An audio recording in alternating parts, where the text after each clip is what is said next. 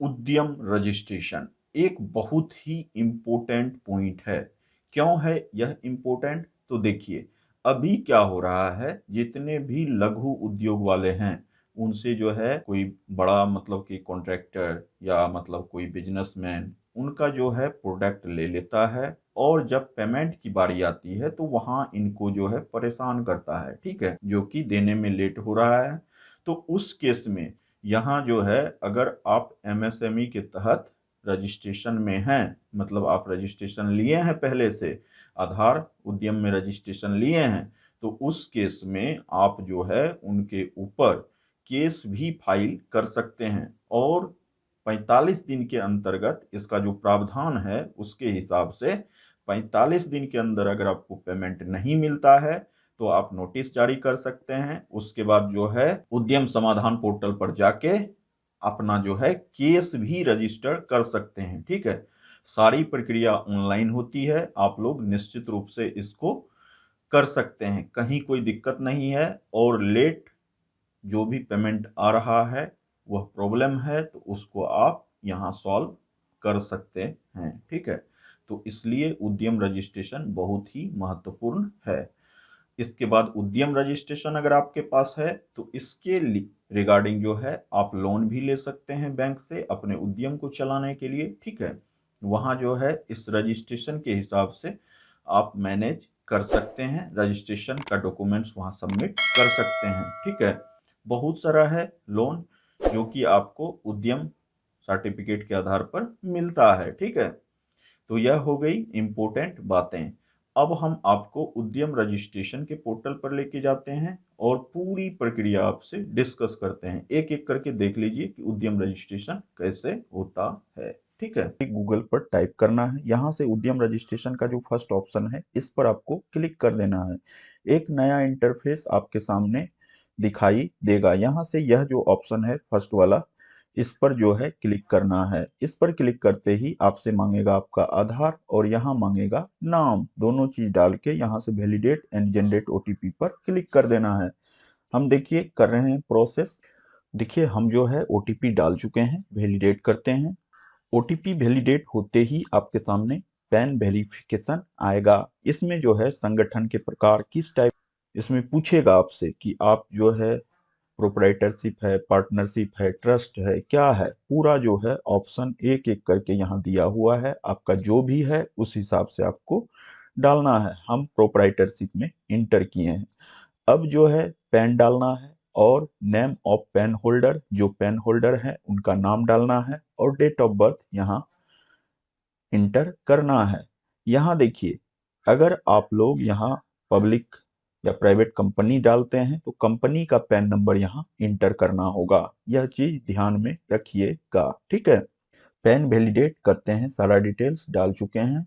Pan validate हो चुका है। अब जो है कंटिन्यू करने के बाद यहाँ देखिए, आप आईटीआर अगर फाइल किए हैं प्रीवियस ईयर का 22-23 का तो वो आपको यहाँ दिखाई देगा, ठीक है।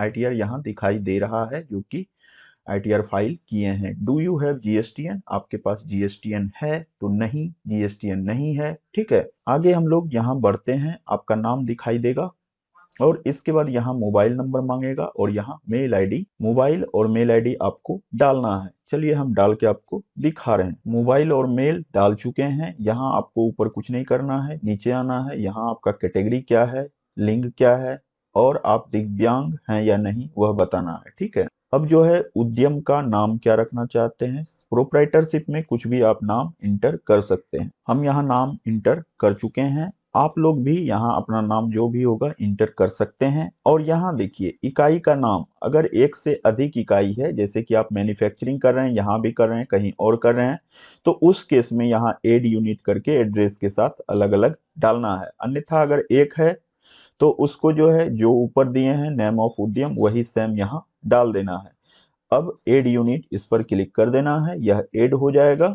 एड होने के बाद हम लोग नीचे आते हैं, यहाँ जो है इकाई का नाम, ठीक है, सेलेक्ट करना है। तो जो यहाँ आप नाम दिए हैं वही नाम यहाँ आपको इसमें दिखाई देगा, यहाँ से सेलेक्ट कर लेना है सिंपली, ठीक है। अगर 2-3 करेंगे तो सब रहेगा, उसमें से आपको सेलेक्ट करना है, ठीक है। यहाँ अपना एड्रेस और नीचे में सेम एड्रेस मेंशन कर देना है। अगर कार्यालय का पता भी सेम है तब, ठीक है, अन्यथा दोनों जगह दो एड्रेस जाएगा, ठीक है। एड्रेस हो गया जो कि आपके इस हिसाब से है, मतलब आधार के हिसाब से भी मान लीजिए, और नीचे में ऑफिस के हिसाब से जो है वह यहाँ इंटर कर सकते हैं। चलिए हम करते हैं एक एक करके।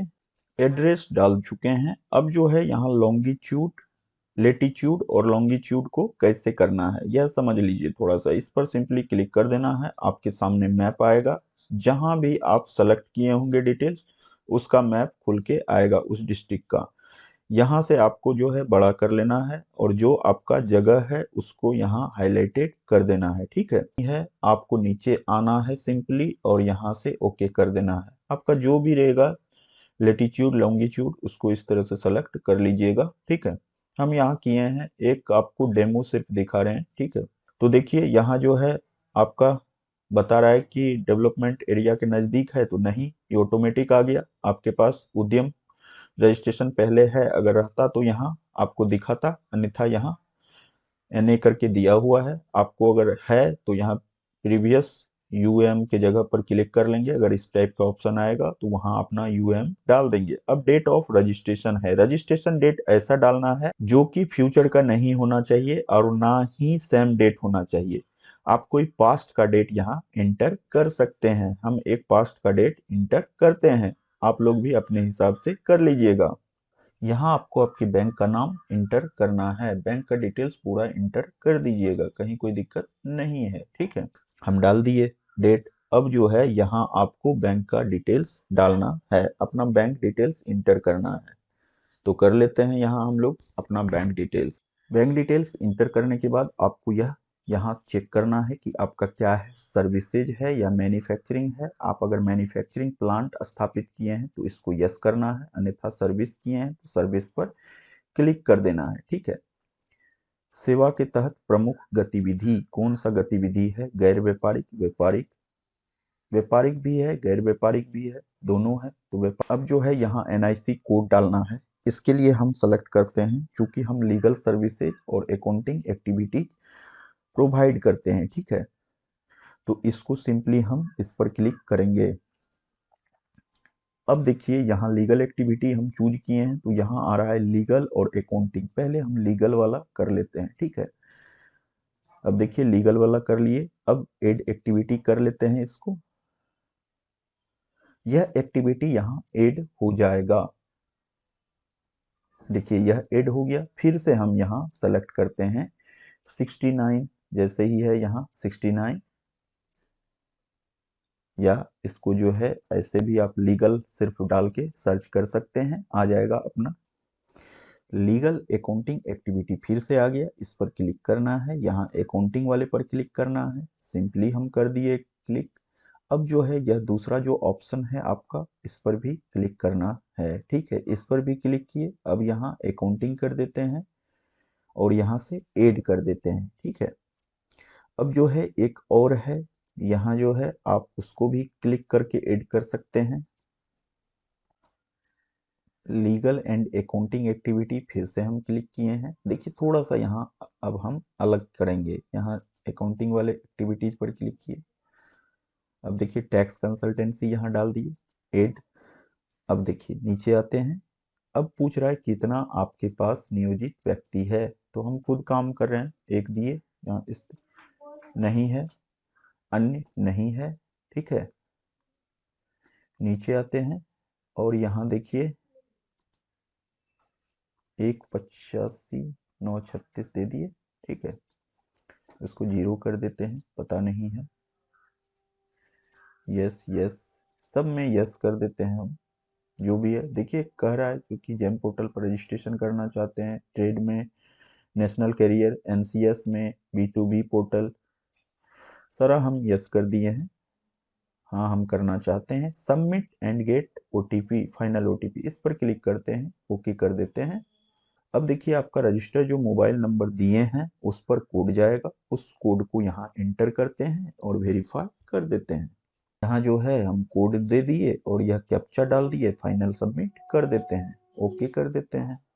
ओके करने के बाद इनकरेक्ट वेरिफिकेशन कोड बता रहा है, फिर से डाल देते हैं कोड अब फाइनल सबमिट करते हैं, देखते हैं लेता है या नहीं लेता है। कहीं कोई एरर होगा तो एरर बताएगा, अन्यथा फाइनल सबमिशन बता देगा।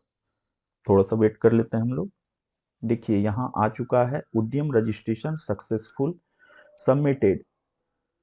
इसके बाद फॉर उद्यम रजिस्ट्रेशन नंबर इज आ चुका है, इसको ओके कर देते हैं। और यहाँ आप उद्यम रजिस्ट्रेशन नंबर जो है उसको डालिए और मोबाइल नंबर डालिए, और यहाँ से ओटीपी विथ मोबाइल नंबर कर दीजिए और वैलिडेट एंड जनरेट ओटीपी पर क्लिक कीजिए। ओटीपी चला गया है, ओटीपी डालेंगे और यहाँ से मेरा डाउनलोड हो जाएगा रजिस्ट्रेशन सर्टिफिकेट। यहाँ से देखिए सर्टिफिकेट जनरेट हो चुका है, ठीक है। और यहाँ से प्रिंट सर्टिफिकेट का ऑप्शन आ रहा है, यहाँ से एडिट डिटेल्स का आ रहा है, यहाँ से प्रिंट सर्टिफिकेट का आ रहा है। जो भी आपको करना है, एडिट करना है एडिट कर सकते हैं, अन्यथा यहाँ से प्रिंट आप कर सकते हैं, कोई दिक्कत नहीं है, ठीक है। हम प्रिंट सर्टिफिकेट पर क्लिक करते हैं। ये मेरा देखिए उद्यम सर्टिफिकेट जनरेट हो चुका है। इसके हिसाब से हम जो है यहाँ काम कर सकते हैं, कोई दिक्कत नहीं है, ठीक है।